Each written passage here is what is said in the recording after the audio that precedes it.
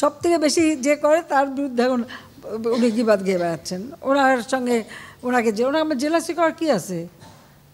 সে আসুক না, মাঠে আসুক, চলুক আমার সাথে। আমেরিকা ডিবেট হয় না, চলুক না, আসুক, কথা বলবো। সব থেকে বেশি আজকে আর্থিক সুবিধা থেকে সব কিছু পেয়েছে তো আমার হাত থেকে। তার কথাটা হচ্ছে উপকারীরা বাঘে খাক, যাতে উপকারটা স্বীকার করতে না হয়। শেখ হাসিনা কারোর সাথে জেলাসি করে না। Sheikh Hasina father of the নেশনের মেয়ে, বঙ্গবন্ধু শেখ মুজিবের মেয়ে। অন্তত এই জায়গাটায় কেউ আসতে পারবে না, আর সেটাই আমার গর্ব। আমি দেশও বেচি না, দেশের স্বার্থ বেচি না। আমি টাকা পাচার করেছি, বিদেশে বহু প্রতিষ্ঠান করেছি, ট্যাক্স ফাঁকি দিই, ইত্যাদি ইত্যাদি, এটা আমরা জানি। এগুলো হলো তদন্তের বিষয়, বিতর্কের বিষয় না। এটা আইন আদালতের বিষয়, বিচার বিভাগের বিষয়। এখানে বিতর্কের কি আছে বা ডায়ালগের কি আছে আমি তো কিছু পেলাম না। তো কাজে আমার মনে হয় এই বিষয়ে আমার কিছু বলার নাই। আর যে সমস্ত বিষয় উনি উত্থাপন করেছেন অভিযোগ হিসেবে, সেগুলোর জবাব আমরা বহুবার দিয়েছি, একবার না। আপনাদের হয়তো স্মরণ আছে 2012 সালে আমরা এগুলো বলতে বলতে এত বিরক্ত হয়ে যাচ্ছিলাম, শেষে 29টি প্রশ্ন, গ্রামীণ ব্যাংকের 29টি প্রশ্ন তার জবাব বলে একটা তালিকা করে পত্রিকায় বিজ্ঞাপন হিসাবে ছাপিয়ে দিয়েছিলাম। ওগুলো পড়লে ওগুলো জব ওখানেই পেয়ে যাবে, এটা নতুন করে আর জব খুঁজতে হবে না।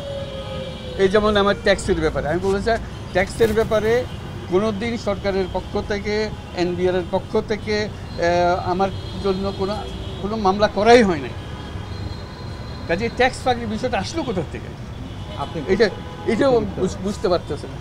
তো কাজে এগুলো হলো তদন্তের বিষয়। আবারও আলোচনা করতে চান, করুক। আমার একটা জিনিস ভালো লেগেছে ওনার কথায়, সেটা বলি। উনি গ্রামীণ ব্যাংকের বিরুদ্ধে অনেক অভিযোগ এনেছেন। যে সমস্ত অভিযোগ এনেছেন এগুলো গ্রামীণ ব্যাংকের বিরুদ্ধে।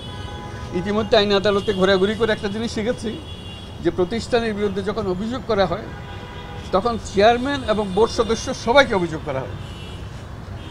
তো কাজে এখন গ্রামীণ ব্যাংকের যারা চেয়ারম্যান ছিলেন, যারা বোর্ড সদস্য ছিলেন, তারা অভিযুক্ত হবেন। কাজে তাদেরকে নিয়ে আসতে হবে।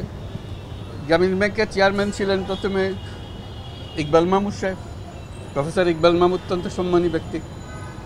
তারপরে আরও প্রফেসর কায়সার হোসেন, প্রফেসর রেহমান সুবান, ডক্টর আকবর আলী খান, তবারক হোসেন, ওনারা সবাই অভিযুক্ত। কাজে আমার খুব ভালো লাগবে তাদের সঙ্গে আসে। আমি তখন ম্যানেজিং ডিরেক্টর, 2 নম্বরে আমি, ওনারা সব 1 নম্বরে। এবং খাঁচা যদি ততদিন টিকে থাকে, আমরা সবাই মিলে খাঁচার ভেতরে থাকবো। এটা আমার কাছে খুব ভালো লাগে। কি আছে, গ্রামীণ ব্যাংকের বিরুদ্ধে অভিযোগ করা হয়েছে, কাজে গ্রামীণ ব্যাংকের বোর্ডকে নিয়ে আসতে হবে। আমি তো চেয়ারম্যানের নাম বললাম, প্রতিটি বোর্ডের 2 জন উচ্চপদস্থ সরকারি কর্মকর্তা থাকেন, তাদেরকেও আনতে হবে। কারণ পুরো বোর্ড দেখেছেন, আমাদের যখন প্রতিষ্ঠানের বিরুদ্ধে অভিযোগ করে পুরো বোর্ড আমাদেরকে নিয়ে আসছে। তো কাজে চেয়ারম্যান 1 নম্বরে থাকবে, আমি 2 নম্বরে থাকবো, প্রথমবারের মতো। খুব ভালো লাগবে আমার কাছে।